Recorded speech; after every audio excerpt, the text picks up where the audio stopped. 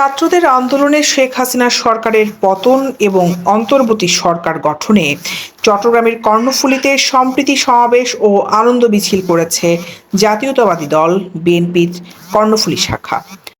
কর্মসূচিতে দলের নেতারা সাম্প্রদায়িক সম্প্রীতি রক্ষা করে সবাইকে ঐক্যবদ্ধভাবে কাজ করার আহ্বান জানান। শুক্রবার 9 আগস্ট বিকেলে উপজেলার মৈজারটেক থেকে আনন্দ মিছিল বের করা হয়।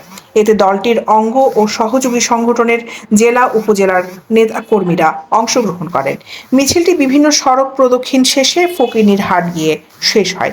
এর আগে মৈজারটেক এলাকায় সম্প্রীতি সমাবেশ অনুষ্ঠিত হয়। উপজেলা বিএনপির আহ্বায়ক এস.এম. মামুন মিয়ার সভাপতিত্বে ও সদস্য সচিব হাজী ওসমানের সঞ্চালনায় সমাবেশে বক্তারা বলেন, গণ অভ্যুত্থানের মধ্য দিয়ে দেশ আজ ফ্যাসিবাদী স্বৈরাচারী সরকারের হাত থেকে দেশ মুক্ত হয়েছে। আওয়ামী লীগ সরকার দীর্ঘ 15 বছর ধরে জনগণকে কোণঠাসা করে রেখেছিল। জনগণ কেউ ভয়ে মুখ খুলতে পারেনি। জনগণ স্বাধীন দেশে আজ স্বাধীন হিসেবে মুক্ত হয়েছে। বক্তারা সাম্প্রদায়িক সম্প্রীতি রক্ষা করে নেতাকর্মীদের শান্ত থেকে ঐক্যবদ্ধ হয়ে কাজ করার আহ্বান জানান। দৈনিক আজাদী নিউজ ডেস্ক। যারা শহীদ হয়েছেন, রক্ত দিয়েছেন দেশের জন্য, গণতন্ত্রের জন্য, তাদের স্মরণে আজকের আমাদের এই সভা। এটা আনন্দ মিছিল নয়, মিছিলে মিছিলে ভরপুর। মিছিল আসতেই থাকবে, মিছিলে মিছিলে আজকে মৈজারটেক চত্বর গণজোয়ারে রূপান্তরিত হবে।